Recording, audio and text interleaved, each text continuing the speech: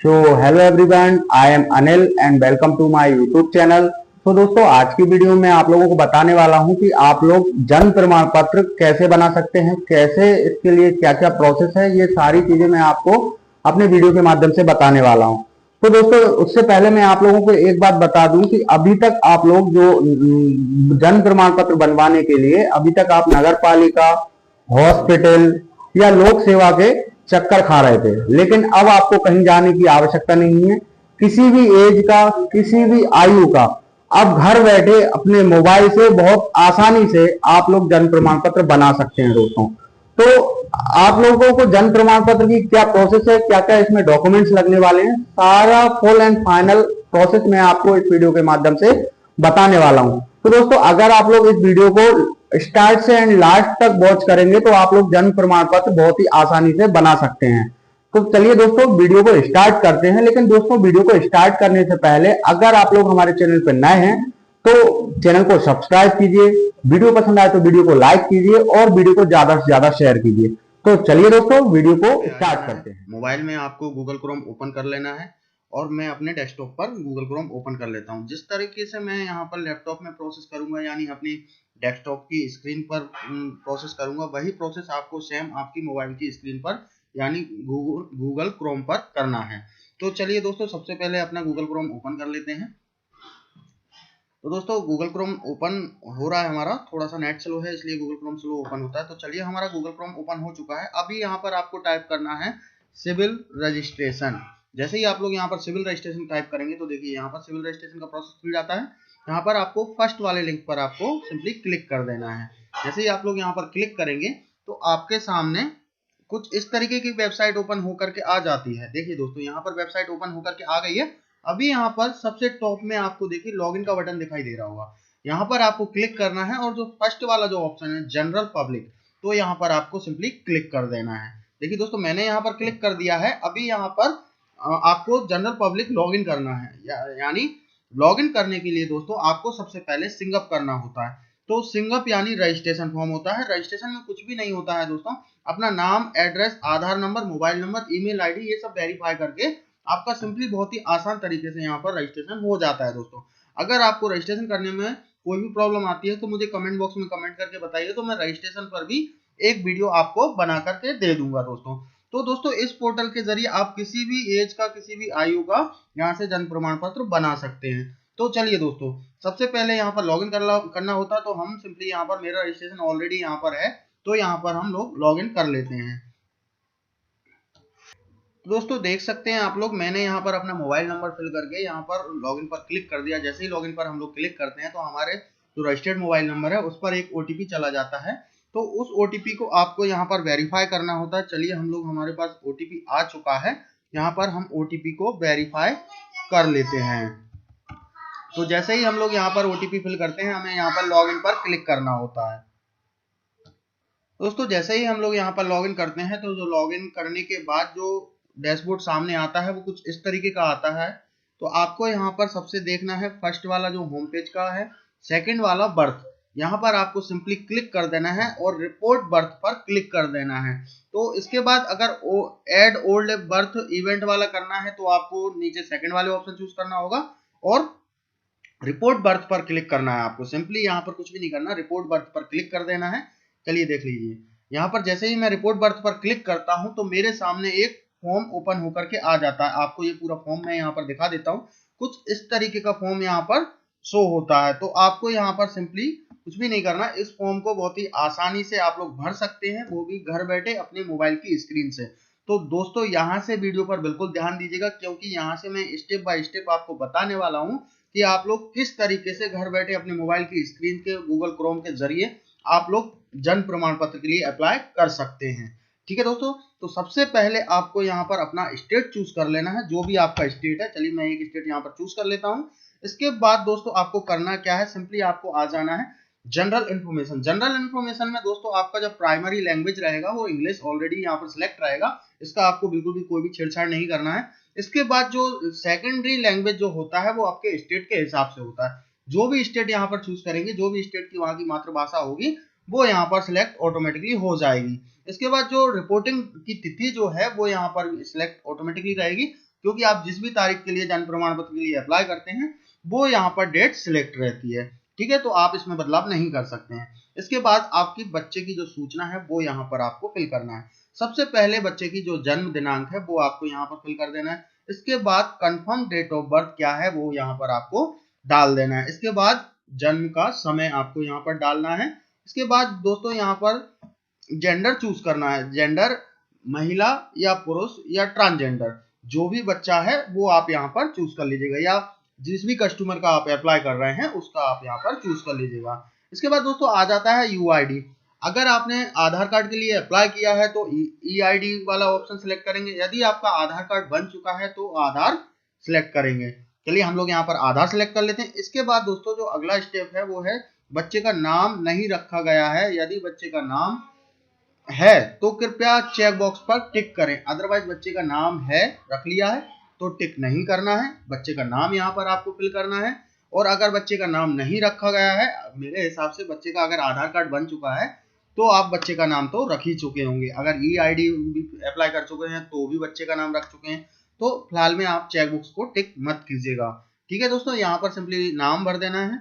इसके बाद middle name और लास्ट नेम। इसके बाद जो सेकंड वाला ऑप्शन है जो हिंदी वाला है, जो आप सेम ऊपर इंग्लिश में फिल कर रहे हैं वही आपको हिंदी में फिल करना है। लेकिन आप जो इंग्लिश में टाइप करेंगे तो यहाँ पे ऑटोमेटिकली हिंदी में नाम फिल हो जाएगा। अदरवाइज बाय मिस्टेक यहाँ पर हिंदी में नाम सही नहीं आता है तो आप यहाँ पर क्लिक करेंगे, जो कि यहाँ का कीबोर्ड है हिंदी कीबोर्ड, तो आप लोग यहाँ पे मैन्युअली यहाँ पर बच्चे का हिंदी में सही नाम यहाँ पर फिल कर सकते हैं। जब आपका इंग्लिश में नाम फिल करते समय हिंदी में नाम सही नहीं आता है तब आपको इस कीबोर्ड का इस्तेमाल करना है और नाम सही कर लेना है। ठीक है दोस्तों, इसके बाद दोस्तों आ जाते हैं हम कन्फर्म चाइल्ड, बच्चे का नाम की पुष्टि करें। तो जो ऊपर आपने नाम दिया है वही नाम आपको यहाँ पर फिल कर देना है। इसके बाद दोस्तों पिता की सूचना आपको यहाँ पर देनी है। सिंपली आपको कुछ भी नहीं करना, पिता का नाम, मिडिल नेम, लास्ट नेम, वही सेम चीज है। अगर नाम सही नहीं आता हिंदी में तो आप कीबोर्ड का इस्तेमाल करके उसे सुधार सकते हैं। ठीक है दोस्तों, इसके बाद आ जाता है पिता का मोबाइल नंबर आपको यहाँ पर दे देना है और ईमेल आईडी जरूर आपको यहाँ पर फिल करना है। ईमेल आईडी क्यों फिल करने का मैं आपसे बोल रहा हूँ, क्योंकि ये मोस्ट इंपोर्टेंट ये है, जो कि मैं आपको लास्ट में बताने वाला हूँ ईमेल आईडी फिल करने का क्यों मैं आपसे बोल रहा हूँ। इसके बाद पिता का जो आधार नंबर है वो आपको यहाँ पर दे देना है। इसके बाद मदर इन्फॉर्मेशन आ जाती है, माता की सूचना। यहाँ पर माता का नाम, मिडिल नेम, लास्ट नेम, और इसके बाद उनका मोबाइल नंबर अलग है तो आप यहाँ पर फिल कीजिएगा, अदरवाइज सेम नंबर प्रोवाइड करा सकते हैं। ईमेल आईडी भी आप सेम कर सकते हैं। इसके बाद माता का आधार नंबर आपको यहाँ पर दे देना है।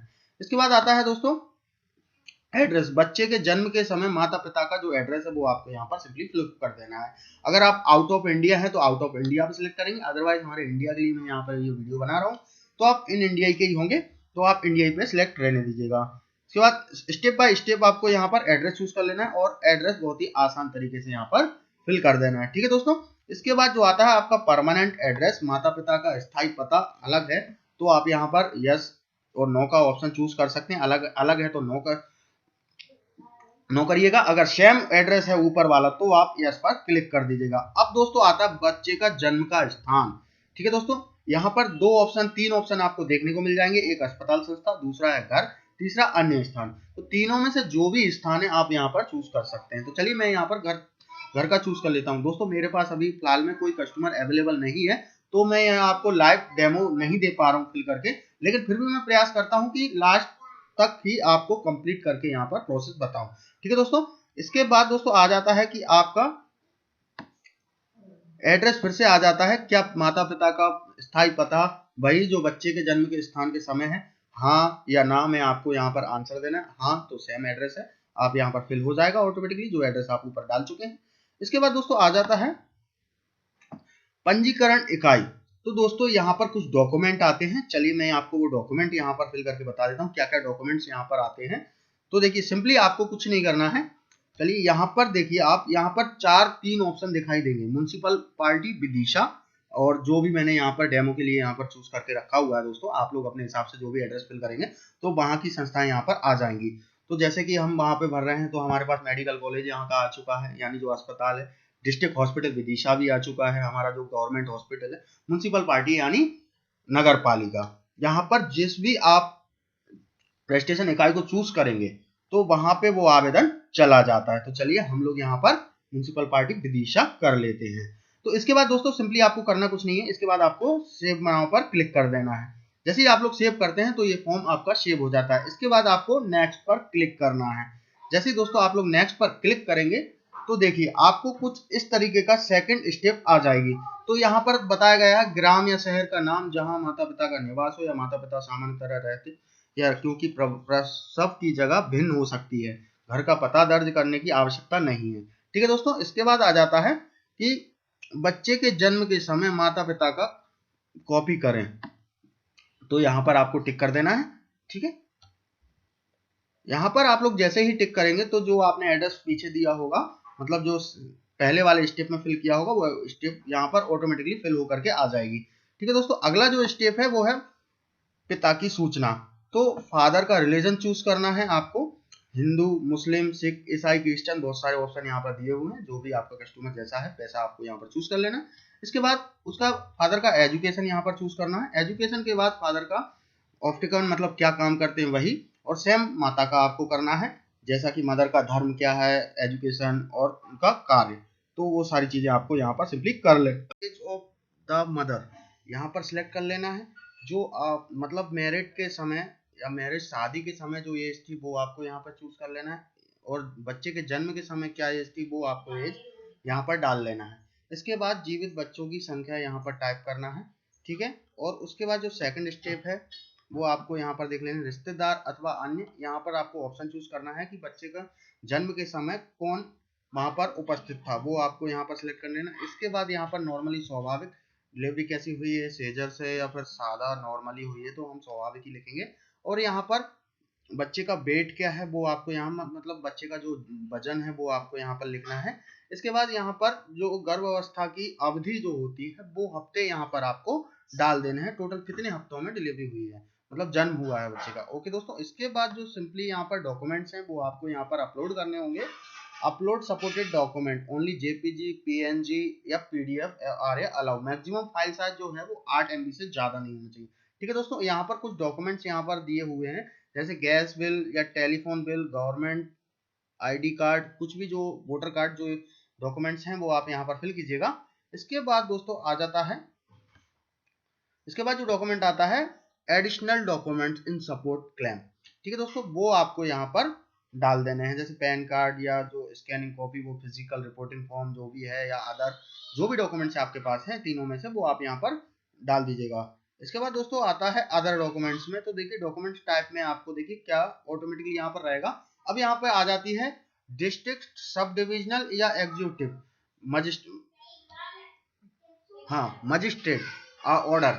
यहाँ पर दोस्तों एक लेटर टाइप करना होता है, वो या तो डिस्ट्रिक्ट से आप किसी ऑफिसर से सिग्नेचर करा लीजिए या फिर सब डिविजनल से किसी से आप सिग्नेचर करा के यहाँ पर अपलोड कर सकते हैं। तो दोस्तों नेक्स्ट आपका जो स्टेप नेक्स्ट करना होता है, इसके बाद जो नेक्स्ट स्टेप होता है वो आपको वेरीफाई करने के लिए दिखाया जाता है कि जो अभी तक आपने डिटेल्स दी हुई है वो डिटेल्स आपकी सही है, तो आप देख लीजिए, एक बार चेक कर लीजिए, अदरवाइज गलत है तो अभी आप उसको एडिट कर सकते हैं दोस्तों। ठीक है, इसके बाद सबमिट होने के फाइनल सबमिट होने के बाद आप उसको एडिट नहीं कर सकते। इसके बाद हम नेक्स्ट करते हैं। नेक्स्ट पर देखिए आप लोग जो सारी डिटेल्स यहाँ पर दी हुई है वो आपकी डिटेल्स यहाँ पर शो होकर के आ जाती है। ठीक है दोस्तों, इसके बाद दोस्तों आपको नेक्स्ट करना होता है, मैंने जैसा कि पहले ही बता चुका हूँ, जो सेकंड स्टेप जो आती है उसमें आपको सारी चीजें वेरीफाई करना होती हैं सही। अगर कुछ भी मिस्टेक होता है तो अभी आप उसको संशोधन कर सकते हैं, फाइनल सबमिट करने के बाद संशोधन नहीं कर सकते। इसके बाद दोस्तों हम लोग यहाँ पर नेक्स्ट कर देते हैं। नेक्स्ट करने के बाद दोस्तों फिर से एक बार स्टेप कंफर्मेशन के लिए फॉर्म ओपन होकर के आ जाता है, हमें इसको स्क्रॉल डाउन कर लेना है क्योंकि हम पहली वाली स्टेप पे सारी इंफॉर्मेशन कंफर्म कर चुके हैं। इसके बाद देखिए दोस्तों आपको सबसे स्क्रॉल डाउन करके मतलब नीचे की ओर आ जाना है। नीचे आपको प्रमाण पत्र विकल्प मिलेंगे, तो आपको किस भाषा में आपका जन्म प्रमाण पत्र चाहिए, हिंदी, इंग्लिश या फिर दोनों में। तो मैं यहाँ पर बहुत कर देता हूँ दोनों में, और डिक्लेरेशन पर क्लिक कर देता हूँ और सबमिट पर क्लिक कर देते हैं। तो चलिए दोस्तों हम लोग आपके सामने ही मतलब लाइव सबमिट करते हैं, देखते हैं। Please upload your scanning signature. तो दोस्तों यहाँ पर कुछ रह गया है, तो चलिए हम एक बार देख लेते हैं। तो दोस्तों सिंपली यहाँ पर करना कुछ नहीं है, आपको फाइनल सबमिट कर देना है। मेरे केस में एक्चुअली हो सकता है कि सर्वर इशू या वेबसाइट का कोई प्रॉब्लम यहाँ पर चल रहा हो, तो इसलिए वो सिग्नेचर स्कैन करने का बोल रहा है। बाकी सारे जो डॉक्यूमेंट्स हैं मैंने यहाँ पर फिल कर दिए, फिर भी यहाँ पर सारी चीजें मैंने एक बार और चेक कर लिए, लेकिन वहाँ मुझे कुछ भी कमी यहाँ पर नजर नहीं आ रही है। तो इस सबमिट करने के बाद दोस्तों, सबमिट आपका जो नेक्स्ट स्टेप आएगा वो 10 रुपीज का पेमेंट का ऑप्शन आएगा, जो कि आप अपने फोन पे, गूगल पे, पेटीएम वगैरह, अदर यूपीआई वगैरह किसी भी प्लेटफॉर्म से आप पेमेंट कर सकते हैं दोस्तों। पेमेंट करने के बाद जनरली आपको रिसिप्ट यहाँ पर प्राप्त हो जाएगी और वो रिसिप्ट आपको संभाल के रख लेनी है दोस्तों। अब मैं दोस्तों आपको बता देता हूँ कि जो ईमेल आईडी की मैंने बात करी थी बीच में, आपको क्यों कंपलसरी डालना है। वो ईमेल आईडी इसलिए बोला था मैंने कि जो आपका जो बर्थ सर्टिफिकेट है वो आपकी ईमेल आईडी पर ही आने वाला है दोस्तों। जैसे ही यहाँ से अप्रूव हो जाता है तो वो जो बर्थ सर्टिफिकेट है वो आपकी ईमेल आईडी पे आपको प्राप्त हो जाएगा। तो देखा दोस्तों आपने कितनी आसान तरीके से मेरे वीडियो के माध्यम से आप लोगों ने यहाँ पर बर्थ सर्टिफिकेट बनाना सीख लिया है। आशा करता हूँ शायद बर्थ सर्टिफिकेट की प्रोसेस जो है बहुत ही आसानी से आप लोगों ने सीख ली होगी। तो दोस्तों अगर आपको कोई भी परेशानी या कोई भी समस्या आती है फॉर्म फिल करने में, तो मेरे कमेंट बॉक्स में मुझे कमेंट करके बताइए, तो मैं जरूर उसका समाधान आपको देने वाला हूँ दोस्तों। तो आज की वीडियो में फिलहाल इतना ही। नेक्स्ट वीडियो में आपसे फिर मुलाकात होगी, तब तक के लिए जय हिंद, वंदे मातरम।